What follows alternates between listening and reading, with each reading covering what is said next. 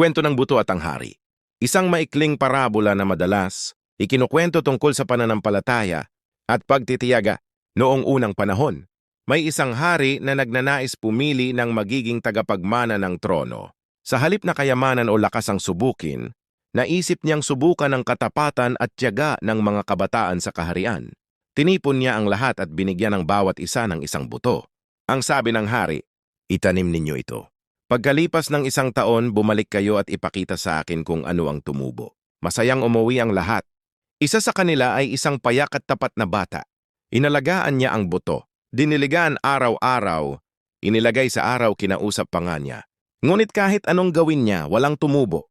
Lumipas ang mga buwan at nakita niya na ang mga kapitbahay niya ay may malalago at magagandang halaman. Nahiya siya pero hindi siya nagsinungaling.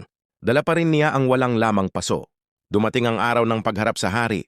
Isa-isang ipinakita ng mga kabataan ang kanilang magagandang halaman. Nang makita ng hari ang batang may walang tumubong paso, napangiti siya at sinabi ng hari, "Ikaw ang magiging susunod na hari." Nagulat ang lahat. Ipinaliwanag ng hari, "Ang ibinigay kong mga buto ay nilaga, hindi na talaga tutubo. Lahat kayo ay nagsinungaling at nagtanim ng ibang buto." Ngunit ang batang ito pinili ang katotohanan kaysa sa papuri. Aral ng kwento. Hindi laging ang nakikita ang sukatan ng tagumpay. Mas mahalaga ang katapatan kaysa sa magandang resulta. At may sa mata ng Diyos at ng tunay na karunungan, ang malinis na konsensya ang tunay na bunga. Please follow, comment down below. This is Bro Cheeto Channel. Be blessed.